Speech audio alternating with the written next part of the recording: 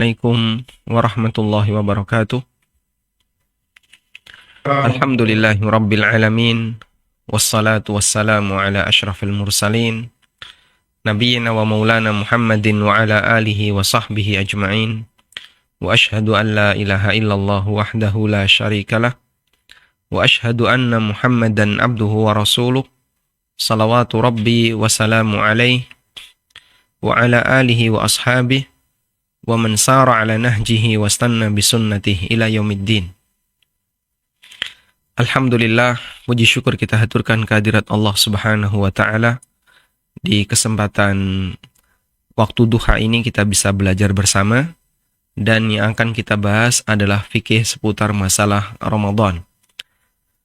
Barangkali tema kajian kita untuk saat ini mungkin sudah sering dibahas di banyak forum kajian, baik yang ada di ANB Channel maupun yang ada di kajian-kajian yang dari para ustadz yang lainnya, sehingga mungkin nanti secara pengantar kita akan menyampaikan sedikit pengantar dan selanjutnya kami kembalikan kepada para jamaah, barangkali kita lebih banyak dari sisi diskusi insyaallah ta'ala. Baik, sebagai seorang muslim kita menyadari bahwa sebelum beramal kita perlu memiliki ilmunya, dan itu kaidah baku dalam semua aktivitas yang harus kita lakukan. Baik aktivitas ibadah, aktivitas muamalah, maupun aktivitas yang lainnya. Sebelum kita beramal, kita harus sudah memiliki ilmunya. Dan Allah Subhanahu wa taala ajarkan ini dalam Al-Qur'an, fa'lam annahu la ilaha illallah wastaghfir li dzambik.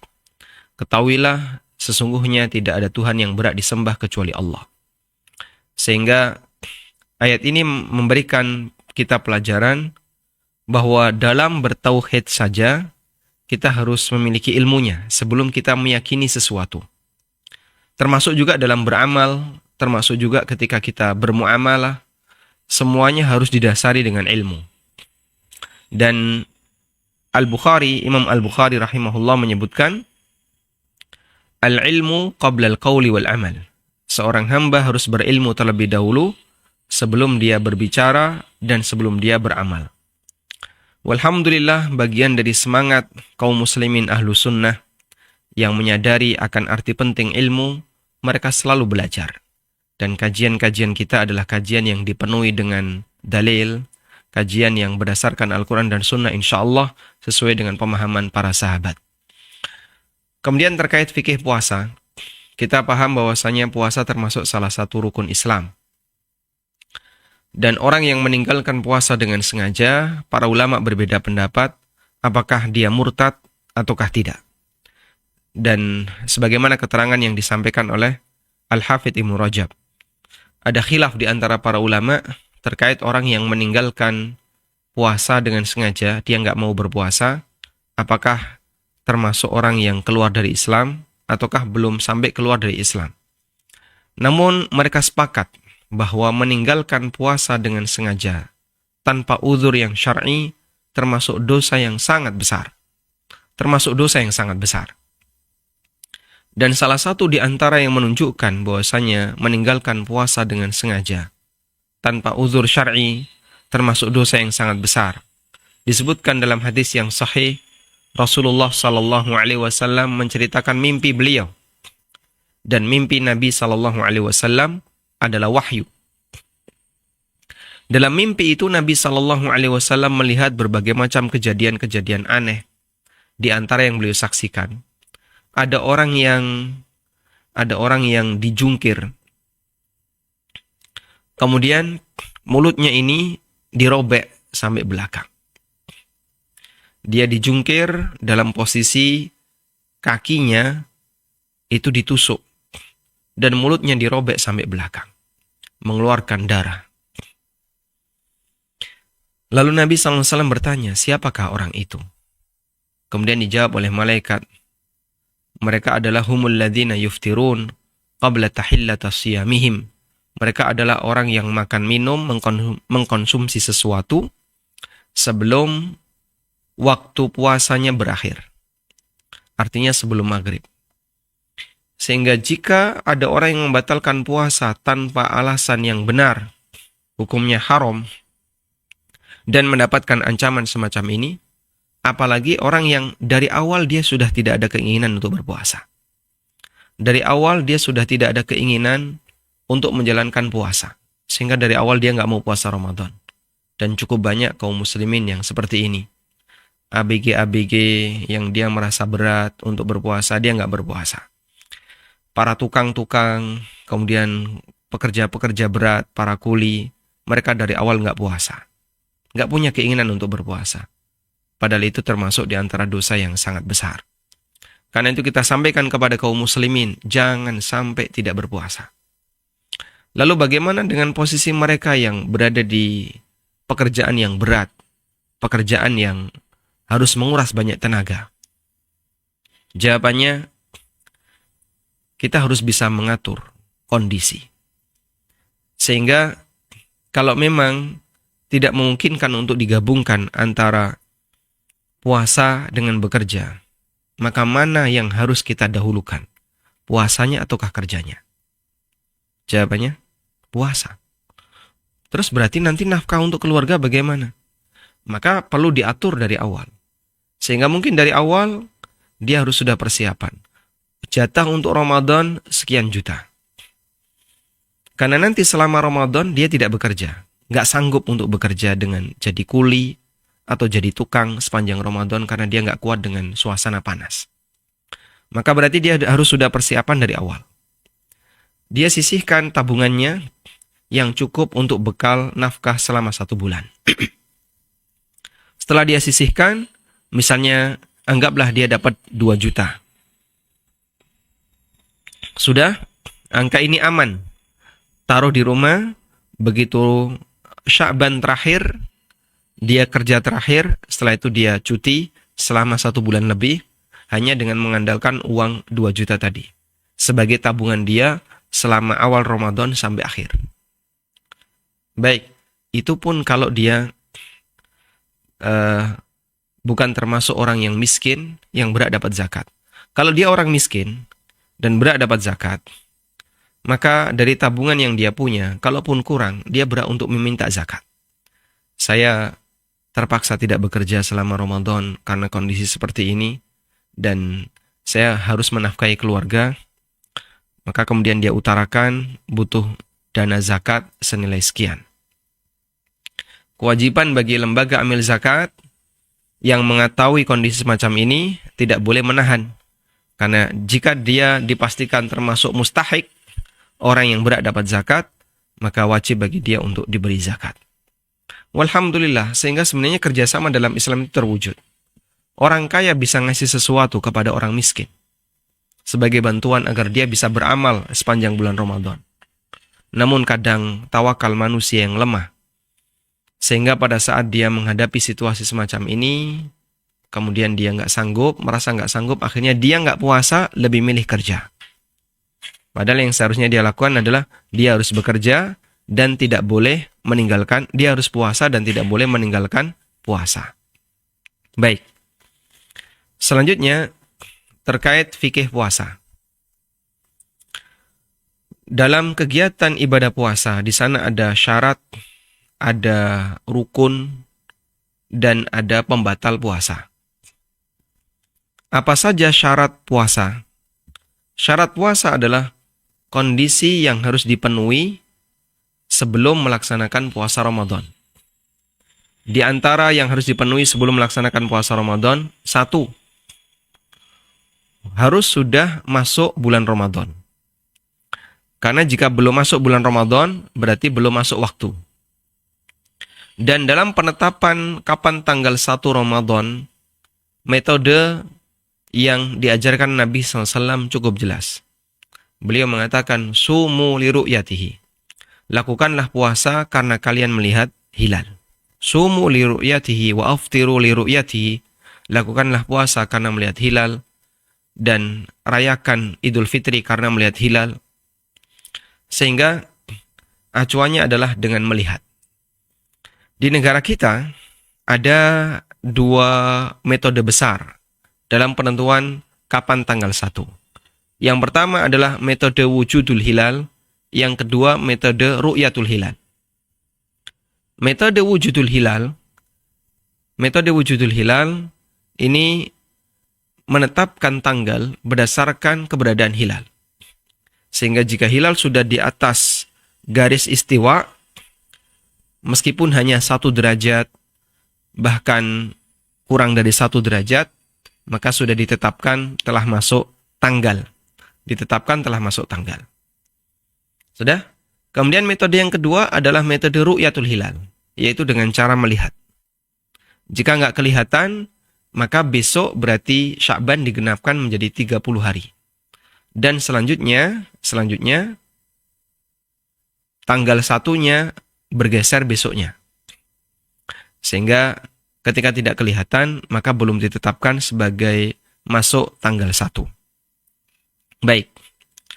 Dari dua metode ini, pemerintah mengakomodir keduanya. Dan pemerintah menetapkan satu metode yang baru yang disebut dengan imkanur ru'yah. Yang disebut dengan metode imkanur ru'yah. Saya tidak menjelaskan dari sisi fikihnya, saya menjelaskan realita yang ada di lapangan. Jadi ada dua metode di Indonesia, ada metode wujudul hilal dan ada metode ru'yatul hilal. Lalu pemerintah menengahi dua metode ini dengan membuat metode baru yang disebut dengan imkanur ru'yah. Bagaimana metode imkanur ru'yah itu? Metode imkanur ru'yah yang dilakukan adalah mengukur kemungkinan terlihatnya hilal. Prinsipnya, mengukur kemungkinan terlihatnya hilal. Dalam metode imkanur ru'yah, yang dilakukan adalah apabila hilal itu kurang dari 2 derajat, maka bisa dipastikan tidak akan kelihatan. Namun apabila hilal itu lebih dari 2 derajat, maka kemungkinan besar akan kelihatan. Sehingga metode imkanur ru'yah itu tetap menggunakan hisab, tapi hisab ini nanti akan dibuktikan dengan hilal. Metode imkanur ru'yah menggunakan dua-duanya, dilakukan hisab dan kemudian dibuktikan dengan hilal, dengan ru'yah. Apabila setelah dilakukan hisab, hilal itu ketinggiannya kurang dari 2 derajat, maka kemungkinan untuk kelihatan sangat kecil. Apabila hilal itu ketinggiannya 2 derajat ke atas, maka kemungkinan untuk kelihatan ada. Sehingga kalau sudah dihitung hilal kemungkinannya 2 derajat ke atas, kita bisa pastikan biasanya pemerintah akan menetapkan di situ masuk tanggal baru. Baik. Nah, nanti Ramadan ini saya kemarin membaca pengumuman ya. Berdasarkan hasil hisab, hilal itu berada di ketinggian 1 derajat 6 menit. Artinya di bawah 2. Di malam Sabtu, Jumat malam Sabtu. Nah, kalau sudah seperti itu pengumumannya, berarti potensi perbedaan pasti akan terjadi. Sehingga mereka yang menggunakan metode wujudul hilal menetapkan itu masuk tanggal, sementara mereka yang menggunakan metode ru'yah kemungkinan kecil sekali untuk bisa kelihatan. Nah, imkanur ru'yah, karena ini masih di bawah 2, biasanya menetapkan ini belum kelihatan. Ya. Secara perhitungan sudah ada, tapi belum kelihatan. Baik. Ada nggak kemungkinan imkanur ru'yah dengan ru'yatul hilal itu berbeda? Ada. Dalam situasi mendung, misalnya. Lalu, secara perhitungan imkanur ru'yah di atas 2. Biasanya, meskipun nggak kelihatan karena faktor mendung, biasanya tetap akan ditetapkan sebagai masuk tanggal 1. Wa ala kullin, kesimpulannya begini. Kita sebagai masyarakat awam yang nggak ngerti tentang masalah hilal, nggak tahu tentang masalah hisab dan ru'yah. Kita mau ru'yah juga, yang di ru'yah apa gitu ya. Anda pakai teropong, mau neropong yang mana ini? Mau neropong yang mana? Ya, ufuk barat seluas itu Anda mau titik yang mana neropongnya? Padahal hilal terbit hanya dalam jangka waktu sangat sebentar. Sehingga kalau salah posisi neropong, ya, yang kelihatan bukan hilal, tapi yang kelihatan jemuran tetangga. Itu kalau salah posisi neropong. Maka sebelum melakukan praktek ru'ya, itu dihitung dulu. Setelah dihitung, nanti akan kelihatan, oh hilal di posisi ini. Nah, selanjutnya arah teropongnya diarahkan ke sana. Begitu. Dulu saya punya sebuah software ya. Tapi software itu software jadul ya. Dan itu pun di PC saya yang lama dulu waktu saya masih kuliah. Software itu bisa menentukan posisi hilal, posisi bulan saat hilal di tanggal sekian. Sehingga ketika kita ingin tahu hilal ada di posisi mana, pakai software itu bisa. Tapi itu software jadul. Mungkin sekarang ya sudah diupdate dengan lebih detail lagi. Karena ilmu hisab, orang yang lebih menguasai itu non-muslim. Orang-orang Amerika itu Masya Allah dalam masalah ilmu hisab mereka lebih detail dibandingkan ilmu hisab yang dimiliki oleh kaum muslimin. NASA itu salah satu contohnya kalau membuat perhitungan tentang pergerakan benda-benda langit mungkin sangat detail. Sehingga sekian menit, sekian detik itu sampai kelihatan. Ya, sampai terhitung maksudnya. Sampai terhitung. Tayyib. Kemudian setelah kita pastikan masuk waktu dan kita sebagai orang awam hanya bisa mengikuti keputusan pemerintah karena itu yang lebih berwenang, maka kita nanti menunggu hasil sidang itsbat. Tapi jadinya nggak pasti, Pak. Pastinya setelah ada pengumuman. Tertunda sholat tarawihnya gimana? Nggak masalah. Pastinya setelah mendapatkan pengumuman. Baik. Kemudian setelah kita memastikan masuknya waktu, syarat berikutnya adalah suci dari haid dan nifas. Karena wanita haid dan nifas tidak sah untuk berpuasa. Kemudian yang ketiga adalah berstatus sebagai muslim. Non-muslim tidak sah puasanya. Sehingga jika ada non-muslim yang dia masuk Islamnya di siang hari. Misalnya sore jam 4 masuk Islam pada bulan Ramadan. Maka puasa dia di hari itu tidak sah. Nanti dia sah berpuasa di hari besoknya. Sebab ketika di hari itu dia masih berstatus sebagai non-muslim. Baik, ini beberapa syarat terkait masalah puasa. Kemudian yang kedua adalah rukun puasa. Rukun puasa hanya ada 2. Rukun puasa ada 2. Yang pertama, tabyitun niyah. Sudah memiliki niat sebelum masuk subuh. Sudah memiliki niat sebelum masuk subuh. Untuk puasa wajib. Dan yang kedua, meninggalkan semua pembatal dari mulai subuh sampai maghrib. Meninggalkan semua pembatal puasa dari mulai subuh sampai maghrib. Tayyib. Sekarang, apa yang dimaksud dengan memiliki niat sebelum masuk subuh? Memiliki niat sebelum masuk subuh, sebelum masuk waktu subuh, sudah ada keinginan kuat dalam dirinya bahwa nanti dia akan berpuasa. Dan tidak harus ada lafaz tertentu yang diucapkan. Karena bukan syarat niat harus diucapkan. Sehingga boleh saja ada orang yang berniat hanya sebatas dalam hati. Dan asal niat adalah dalam hati, bukan diucapkan.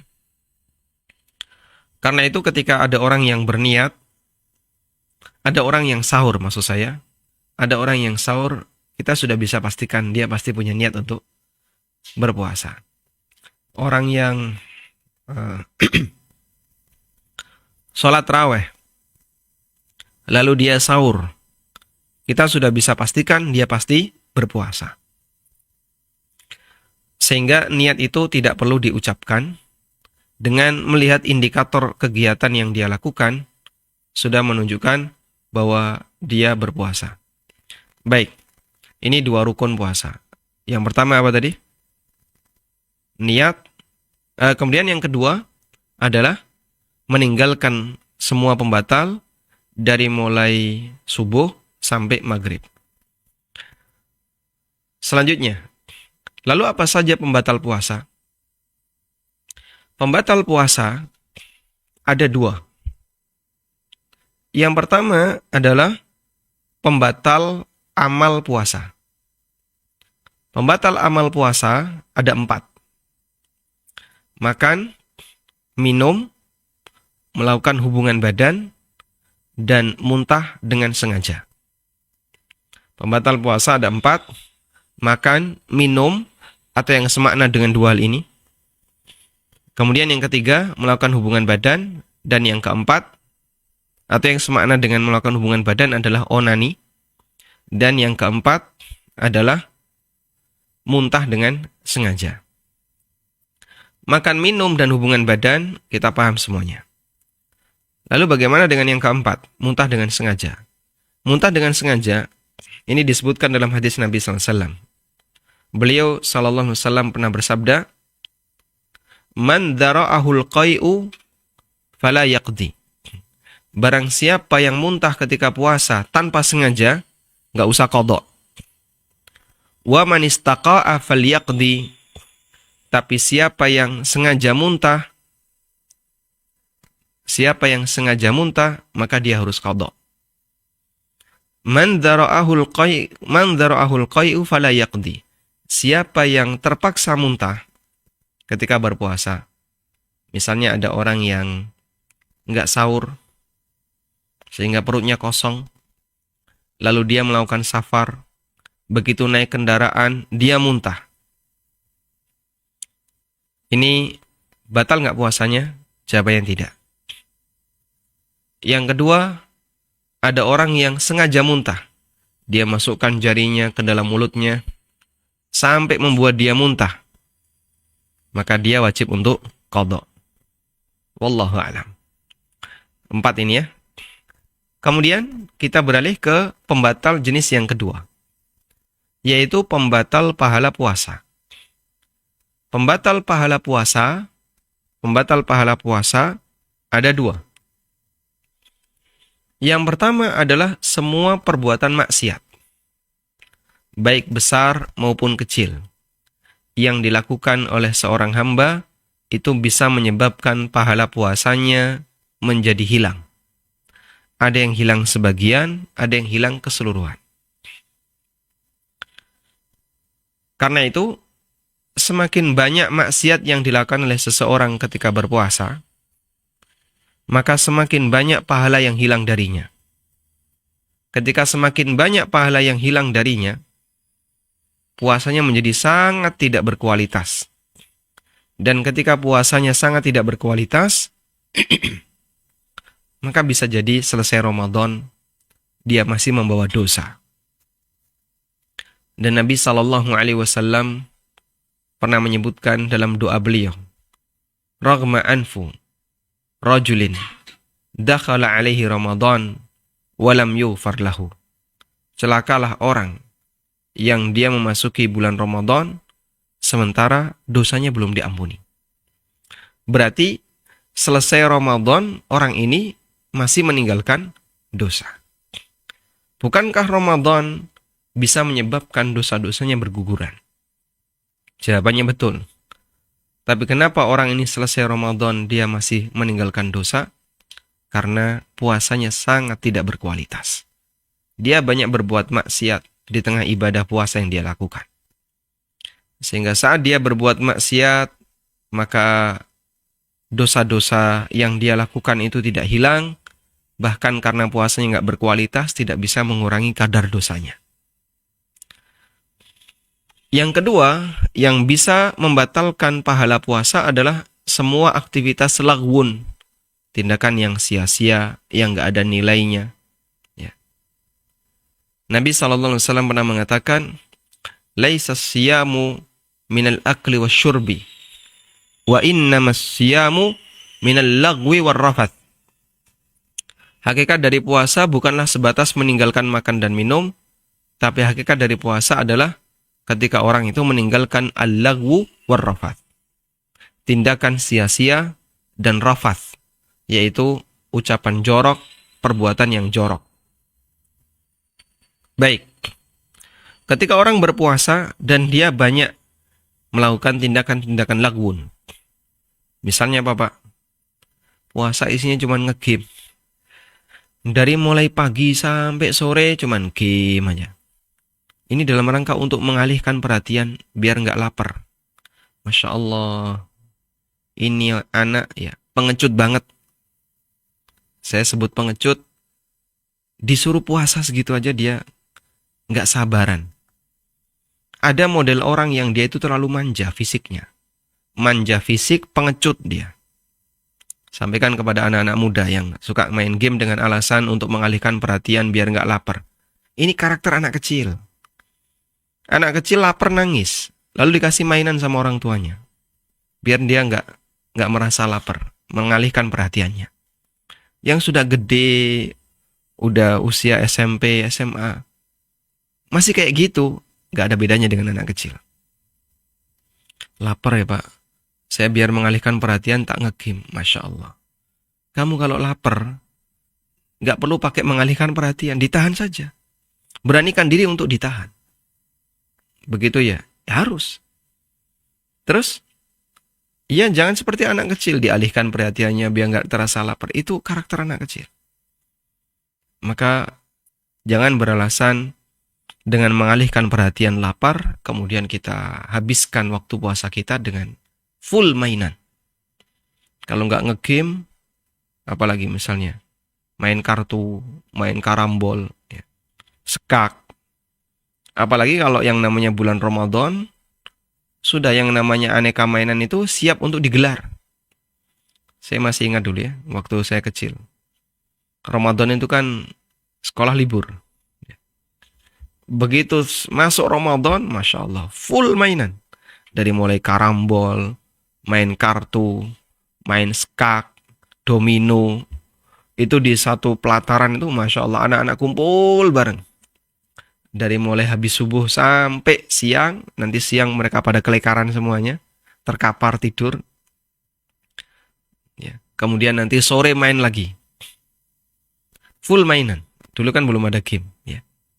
Kalau yang punya game stick itu ya dia main game stick. Yang nggak punya, ya dia mainnya karambol. Kalau nggak gitu main kartu.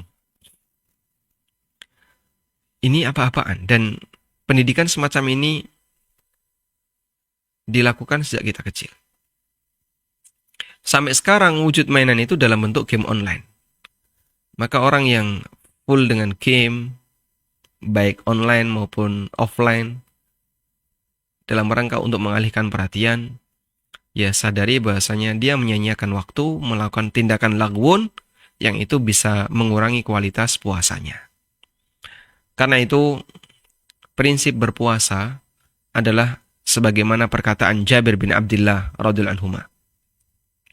Fa'idha sumta falyasum sam'aka wa absaraka wal takun fi sakinatin wal waqar. Kalau kamu puasa, maka puasakan matamu, puasakan telingamu. Dan jadilah orang yang berwibawa ketika berpuasa. Berwibawa ketika berpuasa artinya bagaimana, Pak?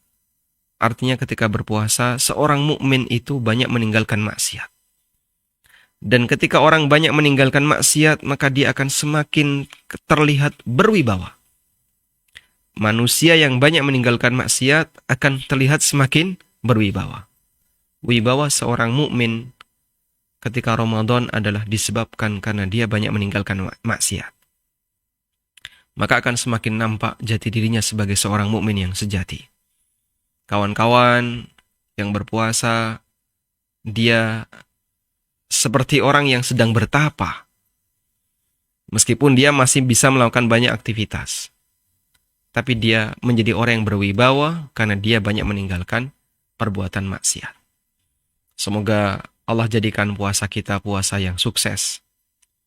Puasa yang mendatangkan kebaikan. Dan iringi dengan banyak amal soleh. Insya Allah dengan banyak melakukan amal soleh akan mengalihkan perhatian kita untuk bermaksiat. Mengalihkan perbuatan kita untuk melakukan tindakan-tindakan lagwun ketika berpuasa. Kalau Anda nganggur, baca Quran. Pak, sudah capek baca Quran. Kalau capek baca Quran, baca buku. Capek juga, Pak. Ini capek mananya ini? Capek mulutnya atau capek matanya? Kalau capek mulutnya, baca buku. Baca buku kan nggak perlu dikerasin. Matanya sudah ngantuk. Ya sudah kalau gitu tidur. Jangan nge-game, jangan buka Facebook, jangan buka apapun yang nggak perlu. Ya. Jangan terlalu sibuk nonton berita. Kadang di HP itu kita scroll, ada deretan berita yang disajikan. Udahlah, buat apa? Itu sampah. Informasi yang sama sekali kita tidak butuh. Saya bisa sebut sampah karena itu informasi yang sama sekali kita nggak butuh. Mengalihkan perhatian orang. Sudah, nggak usah lihat scroll-scroll berita, tidur saja. Dan kalau Anda merasa capek matanya, nggak bisa membaca, pakai tidur sambil berzikir, insya Allah kita beralih dari satu ketaatan ke ketaatan berikutnya. Beralih dari satu ketaatan ke ketaatan berikutnya, membuat diri kita akan semakin berkualitas puasanya. Wallahu a'lam, semoga sukses menjalani bulan Ramadan tahun ini. Dan kita memohon kepada Allah Ta'ala, semoga Allah Ta'ala memberikan kita kemudahan dalam melakukan amal-amal di sepanjang bulan Ramadan. Allahumma a'inna ala dzikrika wa syukrika wa husni ibadatik. Nah. Barakallahu fiik Ustaz, luar biasa. Ini sudah ada beberapa pertanyaan Ustaz dan ada dua yang raisnya. Misalnya kita mulai dulu dari pertanyaan yang sudah Suaranya pelan. ditulis. Oh iya, sudah ditulis. Insya Allah ada satu yang pertama. Bismillah Ustaz, zaman Nabi dulu sholat wajib 5 waktu dilaksanakan dengan melihat matahari atau langit. Namun zaman sekarang sholat 5 waktu menggunakan metode hisab dan disetujui semua ulama. Kenapa para ulama dalam penentuan satu Ramadan tidak menggunakan pendekatan yang sama seperti penentuan waktu sholat 5 waktu yang memakai hisab? Baik. Jadi, kalau kita perhatikan, hampir semua penetapan waktu untuk saat ini dominan pakai hisab. Baik yang terjadi pada penetapan tanggal maupun yang terjadi pada penetapan waktu sholat. Dominan pakai hisab. Sehingga mohon untuk tidak dipahami bahwa pemerintah meninggalkan hisab. Tidak, pemerintah juga pakai hisab. Metode imkanur ru'yah itu pakai hisab. Kemudian juga beberapa tokoh di Nahdlatul Ulama, mereka juga pakai hisab. Maka hisab itu tidak hanya dimiliki oleh ormas tertentu, namun sekarang sudah menjadi hal yang ma'ruf. Bahkan kawan-kawan bisa melakukan hisab ya, dengan menggunakan software yang disediakan oleh beberapa orang non-muslim itu. Saya lupa nama softwarenya dulu. Mungkin Anda bisa cari ya, software untuk menentukan posisi hilal, posisi bulan, dan seterusnya. Ada software itu. Dan hanya dengan melakukan input tanggal saja, tanggal sekian, jam sekian, Anda enter, nanti Anda akan ditampakkan di mana posisi hilal, dan di situ ada angkanya, hilal ketinggian sekian. Sehingga hisab itu sekarang sangat dimudahkan dengan keberadaan banyak software yang beredar di masyarakat. Karena saya pahami begini, ilmu hisab itu bukan bagian dari ilmu syariat. Ilmu hisab itu bukan bagian dari ilmu syariat. Tapi ilmu hisab itu ilmu dunia, yaitu ilmu astronomi. Dan orang yang pintar astronomi, ya kembali kepada mereka yang paham teknologi. Semakin paham teknologi, dia semakin detail ilmu astronominya. Dan dalam hal ini, wallahu a'lam untuk sementara masih banyak dikuasai oleh non-muslim untuk ilmu astronomi. Seperti NASA yang ada di Amerika atau yang ada di beberapa negara yang lain, mereka punya keahlian dalam masalah astronomi. Baik, sekarang kembali kepada masalah ibadah. Ilmu hisab itu datang belakangan. Ilmu hisab di tengah kaum muslimin datang belakangan. Meskipun dulu sudah ada, tapi hisabnya sederhana. Dan di zaman para sahabat, mereka tidak menggunakan metode ini. Sementara syariat diturunkan oleh Allah sebagai rahmatan lil alamin. Sehingga syariat itu sempurna tidak bergantung pada teknologi. Paham ya? Syariat sempurna tidak bergantung kepada teknologi. Nggak ada istilah. Syariat ini semakin sempurna dengan adanya teknologi. La haula wa la quwata illa billah. Allah nggak butuh teknologi untuk menurunkan sebuah syariat yang sempurna. Sehingga kalau kita ditanya, ibadah siapa yang lebih sempurna? Ibadah yang dilakukan oleh umat zaman sekarang, ataukah ibadah yang dilakukan oleh Nabi SAW dan para sahabat? Saya yakin semua manusia yang sadar akan kesempurnaan syariat, mereka akan menjawab, ibadah yang paling sempurna adalah ibadah yang dilakukan oleh Nabi SAW dan para sahabat. Di waktu itu ada nggak teknologi? Ada, tapi teknologi sederhana. Misalnya teknologi perang ya, ada jubah, ada baju perang, ada helm perang, itu kan teknologi juga.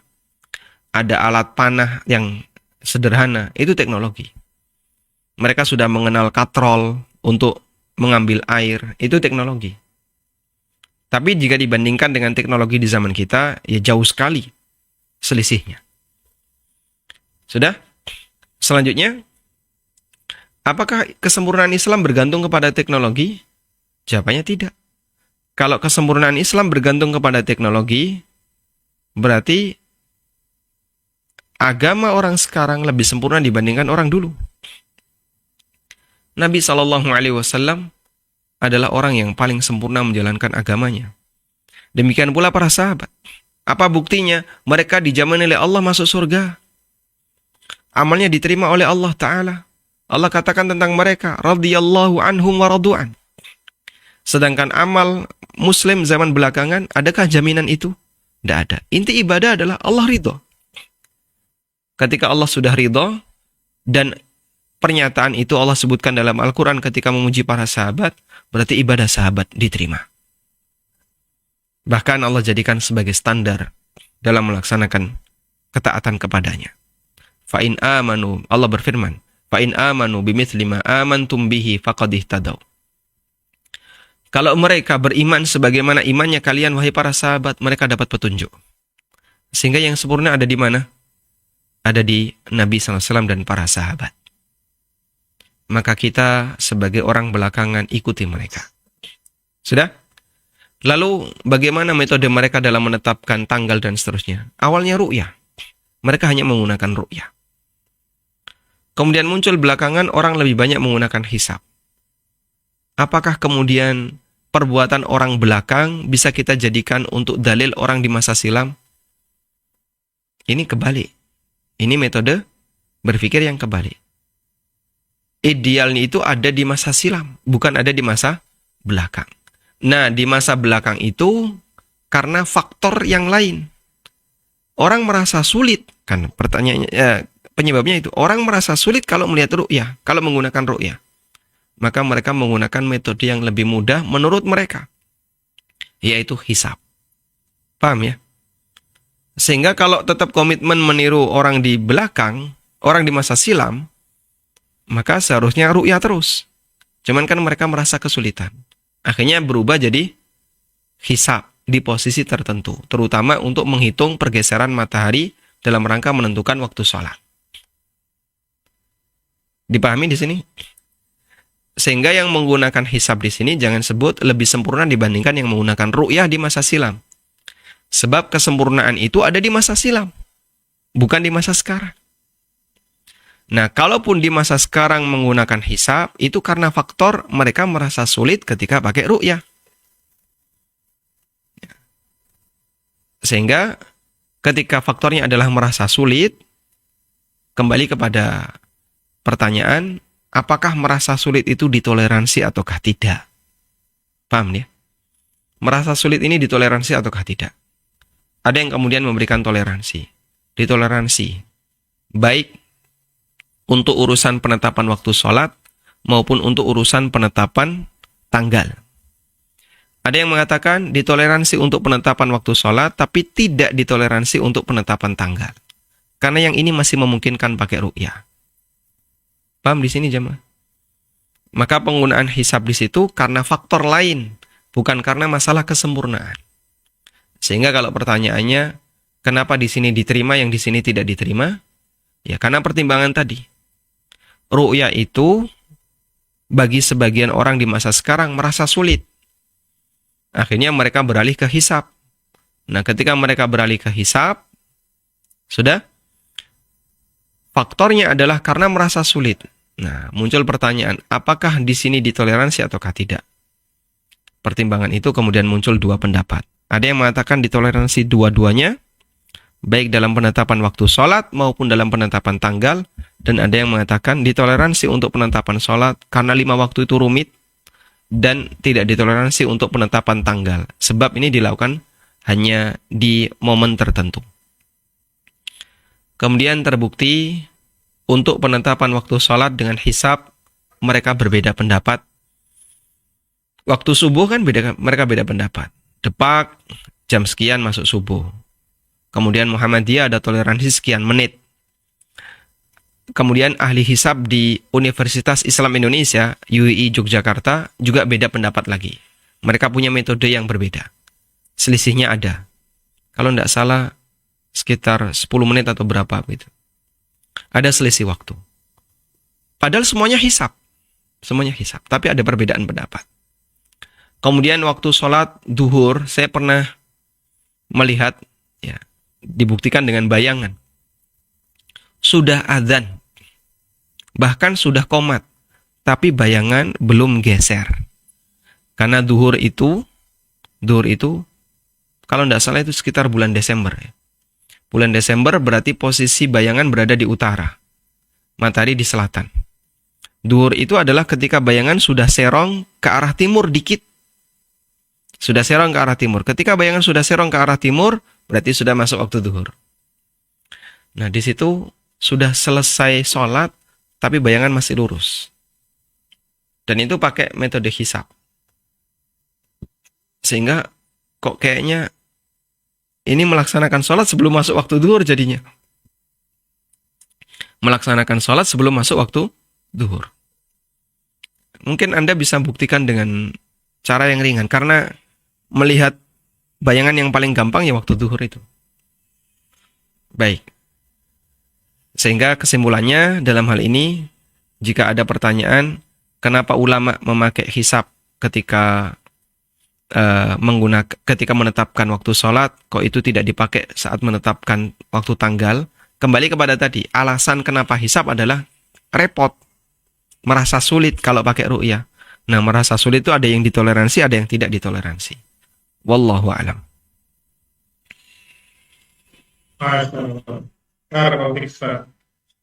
Berikutnya, bagi yang raise hand, Pak Chandra, silakan diaktifkan kameranya dan pertanyaannya kami persilahkan. Halo Pak Chandra.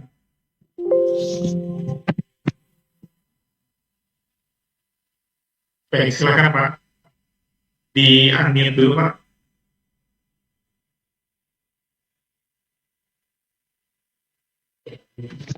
Assalamualaikum warahmatullahi wabarakatuh. Waalaikumsalam warahmatullahi wabarakatuh. Terima kasih Pak Denny atas waktu diberikan kesempatan untuk bertanya kepada Ustadz Ami. Jazakumullah khair untuk Ustadz. Saya ada 2 pertanyaan Ustadz mengenai puasa bulan Ramadan. Yang pertama, bagaimana jika berpuasa di bulan Ramadan selain berniat berpuasa, juga berniat untuk menurunkan berat badan. Lalu bagaimana hukumnya dan pahala yang didapat? Itu yang pertama Ustadz.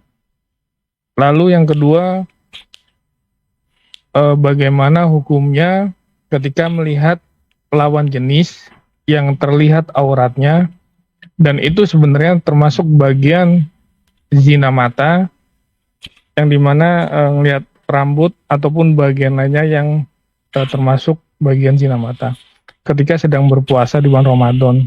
Lalu apakah mengurangi pahala dalam berpuasa? Syukron Ustaz. Assalamualaikum warahmatullahi wabarakatuh. Waalaikumsalam warahmatullahi wabarakatuh. Baik. Yang pertama, bagaimana berpuasa di samping niat berpuasa juga niat untuk menurunkan berat badan. Nabi SAW bersabda, "Man shama Ramadhana imanan wahtisaban ghufira lahu ma taqaddama min dambi."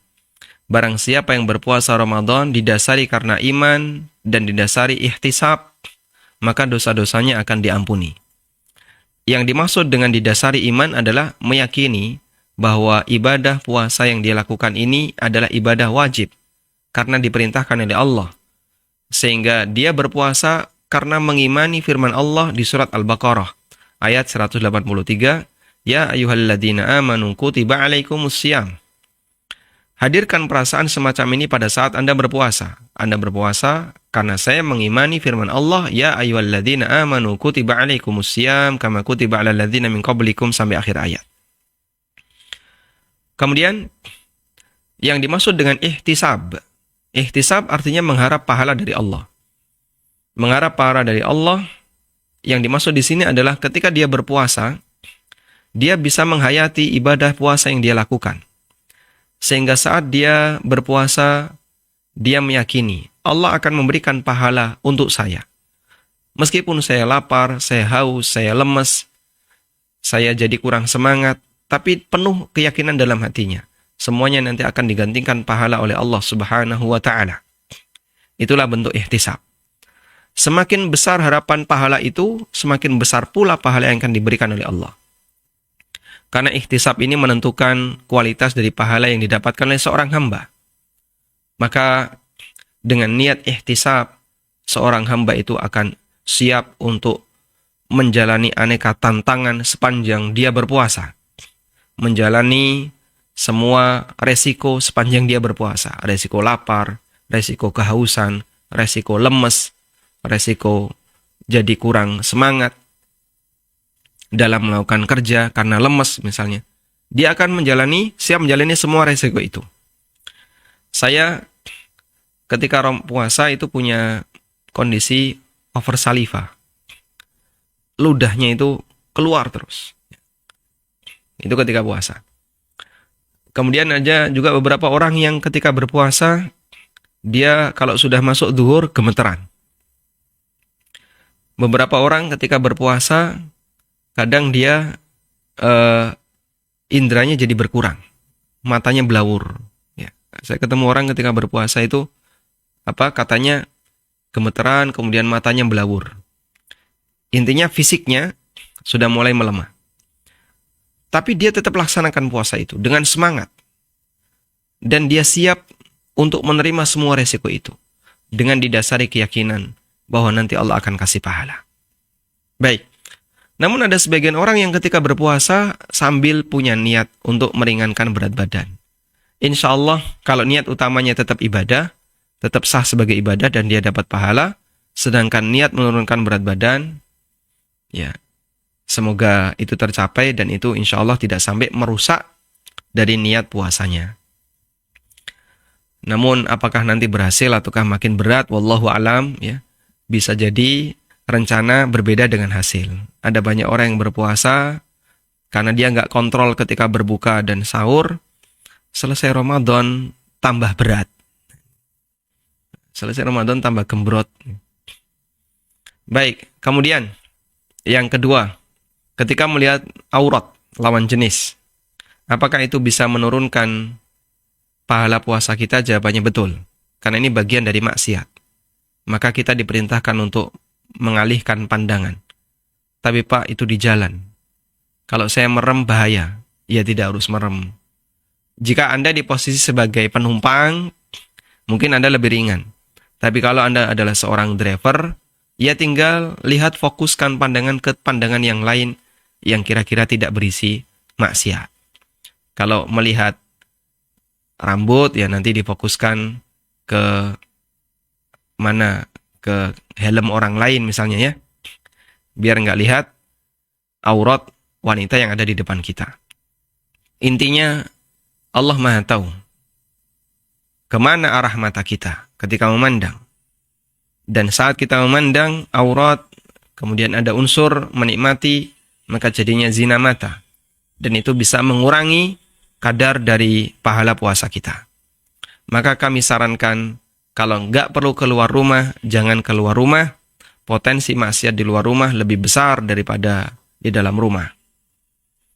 Jangan sampai kita punya kebiasaan ngapain jalan-jalan di mall, ngadem biar puasanya ya biar apa? Nggak terasa lapar. Masya Allah.